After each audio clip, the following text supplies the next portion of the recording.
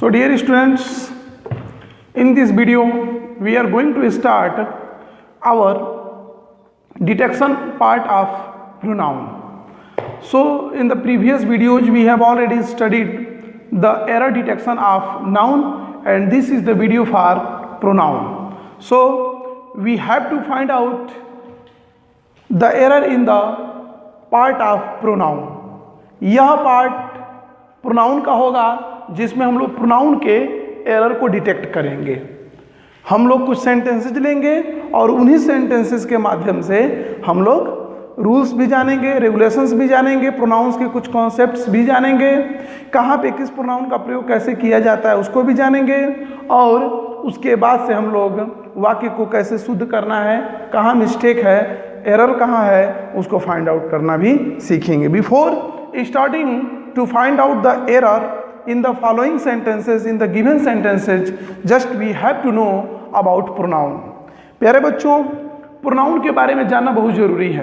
Pronoun के बारे में सब लोग जानते भी हैं, जैसा कि अच्छी तरह से आप लोगों को पता होगा कि प्रोनाउन जो होता है used in a place of noun, noun के स्थान पर प्रयोग किया जाने वाला शब्द क्या कहलाता है? प्रोनाउन कहलाता है। तो ध्यान देने वाली बात यह होगी कि जैसा नाउन होगा वैसा ही प्रोनाउन होगा। अगर राम है तो उसका प्रोनाउन ही, हिम होगा, हिज होगा। अगर सीता है नाउन तो उसके लिए हर होगा, उसके लिए हर सेल्फ होगा, उसके लिए हर होगा, हर्ष होगा। तो ये चीज़ दिमाग में रखना है कि अगर हम लोग पहले नाउन को अगर हम लोग समझ चुके हैं तो प्रोनाउन को भी समझने में हम लोगों को दिक्कत नहीं होनी चाहिए। हाँ, अंतर यही है कि जिस प्रकार नाउन जो होता है वो हमेशा थर्ड पर्सन की तरह से होता है, यहाँ पर प्रोनाउन वाक्य में फर्स्ट पर्सन, सेकेंड पर्सन और थर्ड पर्सन तीन तरह से काम करता है। ओके, और प्रोनाउन के बारे में जैसा जो नाउन के स्थान पर प्रयोग किया जाए, जैसे ही है, सी है, इट है, दे है, मे है, मतलब आई है, वी है, इस तरह का हम प्रयोग करते हैं तो वो हमारे वाक्य में आने वाले प्रोनाउंस होते हैं। अब इनका प्रयोग वाक्य में कैसे किया जाता है? अगर आप नाउन को अच्छे से कर सकते हैं तो प्रोनाउन को भी करने में आपको दिक्कत नहीं आनी चाहिए। फिर भी हम लोग एग्जाम्पल्स के माध्यम से प्रोनाउंस के एरर डिटेक्शन को जानने का प्रयास करते हैं। ठीक है, तो आइए शुरू करते हैं। एक एक सेंटेंस को लेते हैं और इसके कॉन्सेप्ट को, इसके नियम को और इसके रूल्स को समझते हैं कि क्या ऐसा रूल है जिसके वजह से जहाँ जो प्रोनाउन यूज होना चाहिए वहाँ वह प्रोनाउन नहीं है, या है तो क्यों है। ओके, देखिए पहले में हम लोगों के पास एक पहला सेंटेंस देख रहे हैं कि I, you and he must attend the seminar on career guidance. यह सेंटेंस ऑलरेडी दिया हुआ है। आप ध्यान देंगे तो हम लोगों के पास इसमें आने वाला जो प्रोनाउन है वह है आई, यू और ही। बाकी इसमें कहीं भी किसी भी प्रकार का कोई प्रोनाउन नहीं है, यानी गलती जो है वह या तो आई, यू और ही में है या इनके क्रम में है। या तो आई है, आई में गलती है, आई की जगह पर मी होना चाहिए, या फिर यू की जगह पर योर होना चाहिए, या ही की जगह पर हिज होना चाहिए या हिम होना चाहिए। तो ये भी हम पता लगाएंगे, और नहीं तो यह देखेंगे कहीं ये सही है। अगर आई का आई होता है, यू का यू सही है और ही का ही सही है तो उसका कहीं प्लेस तो गलत नहीं है। तो देखिए ये रूल क्या कहता है, इसका कॉन्सेप्ट क्या है, हम लोग थोड़ा सा समझने का प्रयास करते हैं। देखिए पहले हमारा कौन सा पर्सन दिया गया है?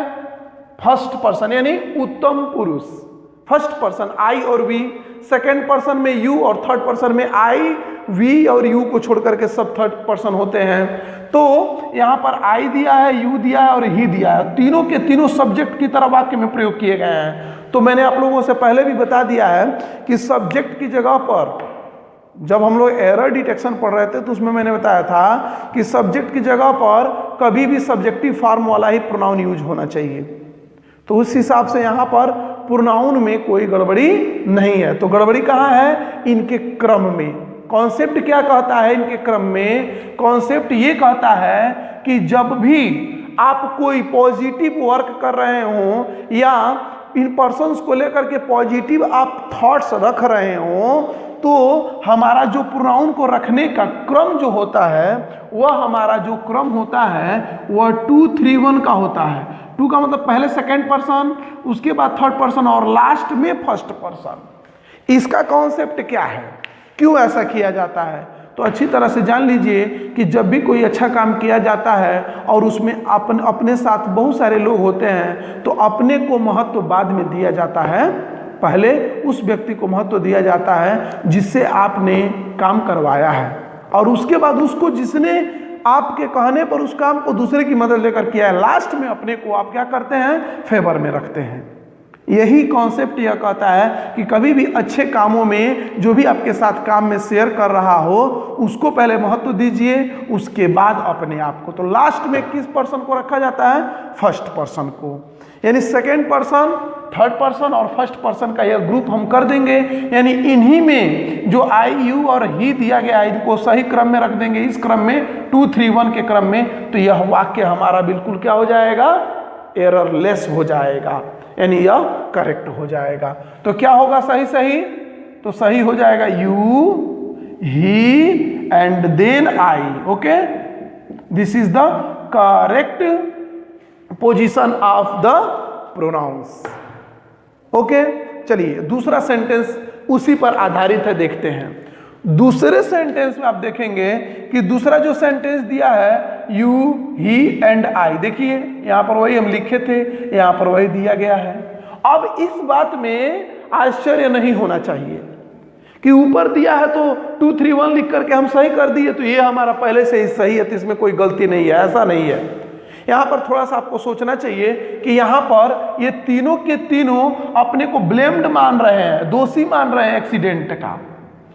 तो इसमें कॉन्सेप्ट क्या कहता है, इसका कॉन्सेप्ट ये कहता है कि जब भी आप कोई निगेटिव काम करते हैं, आपसे कोई गलती होता है, आप कन्फेस करते हैं, आप सॉरी करते हैं किसी काम के लिए, निश्चित रूप से इस बात को समझने का प्रयास करिएगा कि जब किसी काम के लिए, एविडेंस के लिए आप अपने को एविडेंस मानते हैं, किसी घटना दुर्घटना के लिए आपने निगेटिव वर्क किया है, तो इसमें सबसे पहले अपने को इंक्लूड करिए, सबसे पहले अपने को इंक्लूड करते हैं, उसके बाद सेकंड पर्सन को और उसके बाद से थर्ड पर्सन को। यानी इसका जो क्रम होता है वह होता है 1 2 3 का।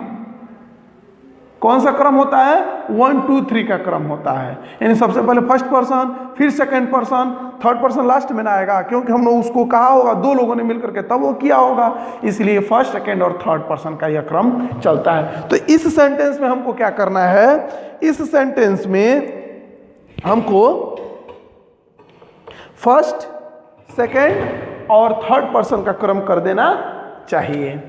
तो फर्स्ट पर्सन में आई हो गया, पहले आई कर दीजिए, फिर यू कर दीजिए और तब ही कर दीजिए। तो आई, यू एंड ही, यहाँ पे एंड दिया हुआ लगा दीजिए, ये क्रम कर देंगे तो ये सही हो जाएगा 1 2 3। तो 1 2 3 इन निगेटिव सेंस और 2 3 1 इन पॉजिटिव सेंस।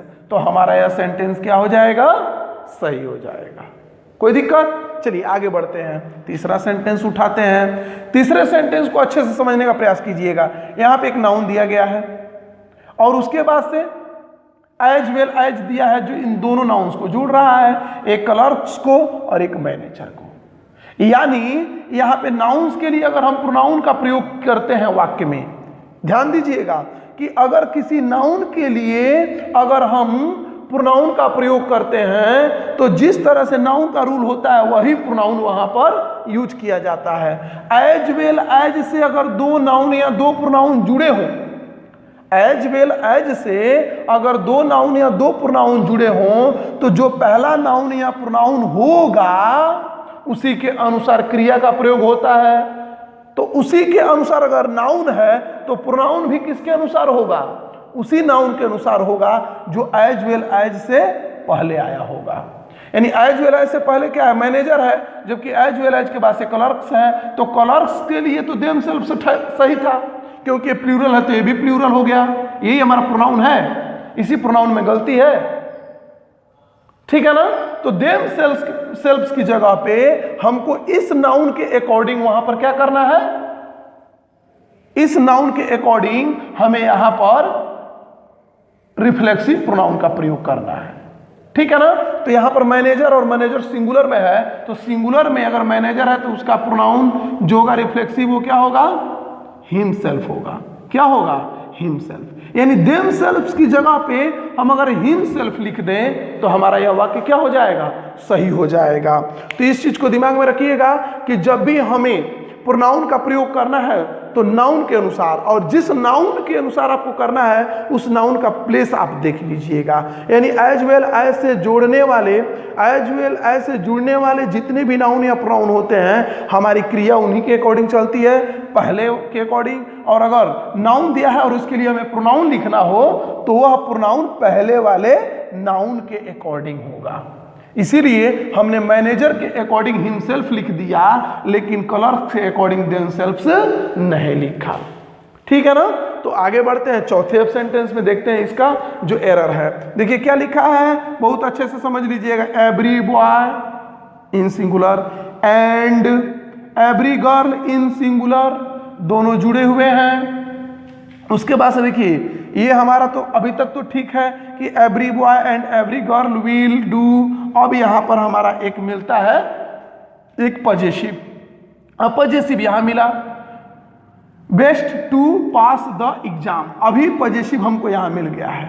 इसका मतलब यह हुआ कि गलती इनमें से कहीं नहीं, क्योंकि प्रोनाउन की गलती हम ढूंढ रहे थे तो हिज में है, लेकिन अब इसमें क्या गलती है देखिए। जब भी ईच या एवरी, ईच या एवरी का प्रयोग किसी नाउन के साथ किया गया हो और उसके लिए हमें कोई प्रोनाउन लिखना हो, उसके लिए हमें कोई पजेसिव प्रोनाउन लिखना हो तो वह हमेशा और हमेशा लास्ट वाले यानी एंड के बाद वाले। आप देख रहे हो ना, गर्ल है यहां पे, अगर यही बॉय यहां रहता तो ऐसा ही हो जाता। या तो बॉय को यहां कर दीजिए या फिर गर्ल को ऐसे ही रहने दीजिए। चूंकि इसको हम इधर उधर ना करके हम क्या करेंगे, प्रोनाउन को परिवर्तित कर देंगे। तो गर्ल के अनुसार यहां पर क्या हो जाएगा, हर हो जाएगा। ये कॉन्सेप्ट यहां पर कहता है कि अगर ईच से एवरीवन से दो नाउन बने हुए हों और एंड से जुड़े हुए हों तो जो एंड के बाद वाला, जो माने लास्ट वाला जो सब्जेक्ट होता है, प्रोनाउन का प्रयोग उसी के अनुसार होता है। तो यहाँ बॉय था तो हिज सही था, लेकिन यहाँ हमें गर्ल के अकॉर्डिंग यूज करना है, इसलिए हिज के जगह पर वहां पर क्या हो जाएगा, हर हो जाएगा और हमारा वाक्य सही हो जाएगा। ठीक है ना। अब आगे हम बढ़ते हैं पांचवें सेंटेंस में। पांचवें सेंटेंस में यहाँ देखिए वर्ड आया है नॉन, जो एक प्रोनाउन है। ठीक है, इनडेफिनिट प्रोनाउन की तरह से प्रयोग हुआ है और इसके साथ प्रयोग हुआ है रिलेटिव। तो यहां पर कॉन्सेप्ट यह कहता है कि जब भी इंडेफिनिट प्रोनाउन का प्रयोग हुआ हो, नॉन, ओनली, सुपरलेटिव का प्रयोग हुआ हो, the, few, little, all, every, तो इस तरह का जो भी अगर प्रोनाउन यूज किया गया हो और उसके बाद अगर हमें रिलेटिव प्रोनाउन का प्रयोग करना हो, रिलेटिव प्रोनाउन का प्रयोग करना हो तो उसके जगह पर हमारा रिलेटिव प्रोनाउन हु नहीं होता है, बल्कि क्या होता है, दैट होता है। दैट का प्रयोग किया जाता है। तो इस चीज को आप अच्छे से समझ लीजिएगा कि जब भी नन, एवरी, ईच, ऑल, सम, बात समझ आ रही है। इस तरह का अगर कोई भी प्रोनाउन हो जो इंडेफिनिट प्रोनाउन हो और उसके साथ अगर हमें रिलेटिव का प्रयोग करना हो तो रिलेटिव प्रोनाउन के रूप में हम हु, विच के जगह पे दैट का प्रयोग करते हैं। कन्फर्म हुआ। हम किसका प्रयोग करेंगे, दैट का प्रयोग करेंगे। जैसे ऑल दैट, तो ऑल के साथ दैट लगा, all that glitters is not gold.